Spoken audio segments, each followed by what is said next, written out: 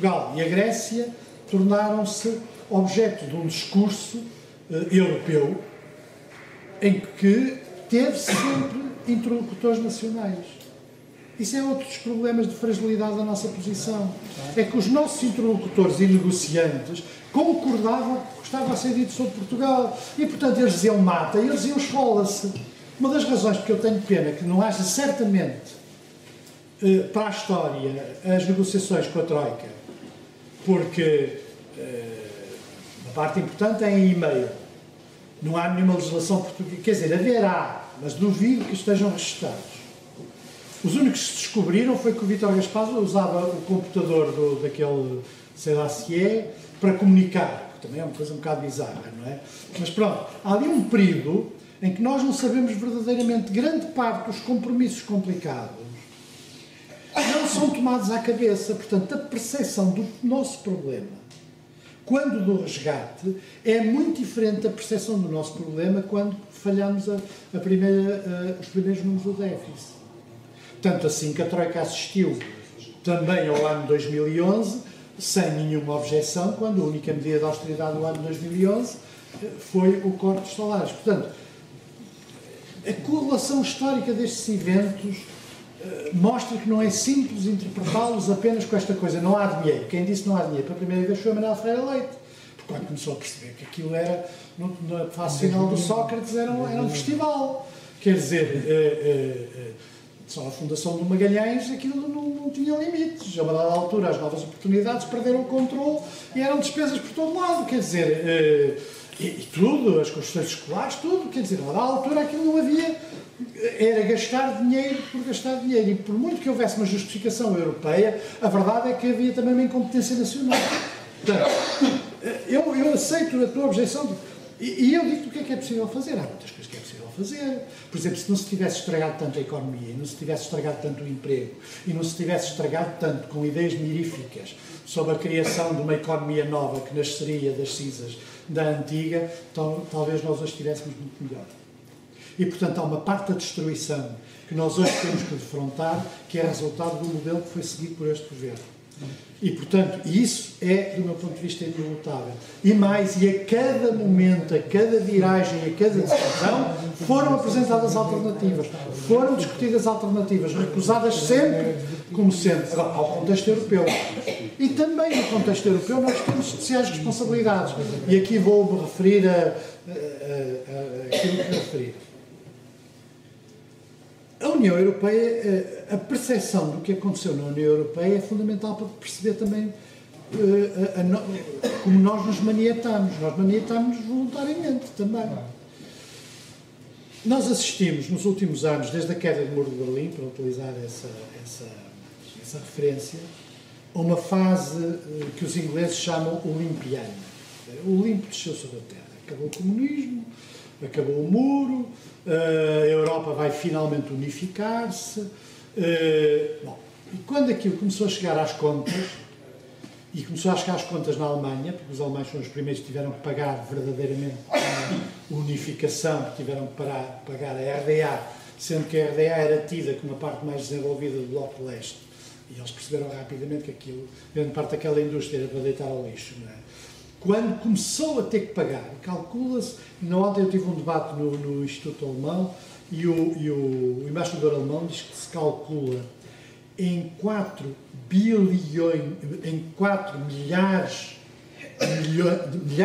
de milhões o dinheiro que a Alemanha gastou para integrar, gastou e está a gastar para integrar, e quando se começou a perceber a dimensão do problema, começou este curso atual da Europa. O próprio Mitterrand e os franceses tinham um papel, pois começaram a perceber que se tinham que dar à economia, à agricultura polaca, ou mesmo que se dava à agricultura francesa, ou tinham que dar aos checos, ou tinham que dar aos romenos, ou aos búlgaros, em comparação àquilo, e nessa altura abandona-se a política de coesão. Eu acho que a chave do que está a acontecer é o fim da política de coesão. Não há uma Europa unida sem uma política de coesão ativa. E essa política de coesão pode implicar, entre outras coisas, mecanismos de neutralização da dívida, que tem sentido a nível europeu, que tem sentido a nível europeu. mecanismos que, de alguma maneira, permitam uma transferência de rendimentos do norte para o sul da Europa, como acontece em Itália, do norte de Itália para o sul, ou pelo menos, o que evidentemente também gera coisas como a Liga Norte, não é? Portanto, também gera esse mecanismo, ou como acontece em Espanha com os problemas da Catalunha do País Basco, ou como acontece com o referendo. É muito interessante porque o referendo escocês é o out of the box, como aliás vai ser a Catalunha. Quer dizer, numa Europa toda ordenada e organizada, subitamente, como aliás a guerra na Ucrânia, que é a coisa mais clássica que qualquer pessoa que sabe a história sabe que aquilo são duas coisas, que a guerra encheu de sangue e, portanto, as pessoas têm a memória do sangue, é muito complicado de colar. Portanto, este curso, o abandono do imperialismo, o processo acelerado, em grande parte por pressão americana, de adesão dos países do centro e leste da Europa, já com desigualdades muito inscritas nessa adesão.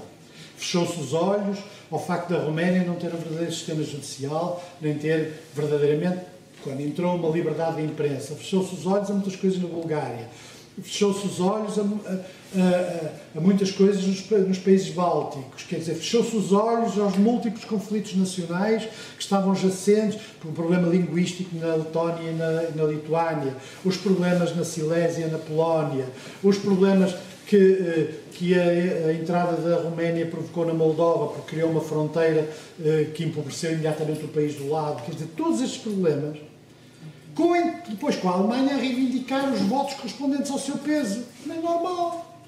E o Tratado de Nice é o melhor retrato da Europa, que é aquele que nunca ninguém fala.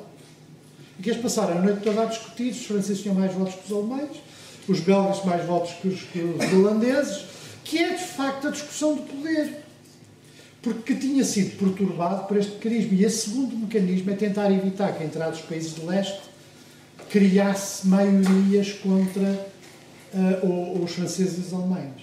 E, portanto, criaram-se aqueles mecanismos complexos de votação, que depois também foram transportados para o Tratado de Lisboa, que não servem rigorosamente para nada. Porque as decisões hoje são alemães.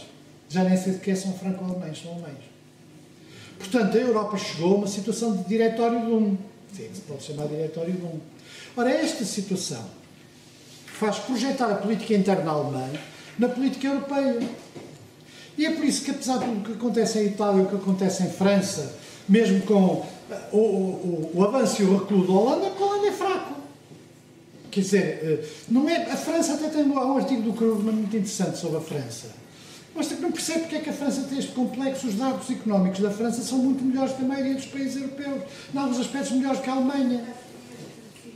Quer dizer, que é um artigo de facto muito interessante, que os europeus são malucos. Quer dizer, ele analisa as estatísticas, apesar de tudo é para a Prémio Nobel de Economia, não quer dizer que tudo que...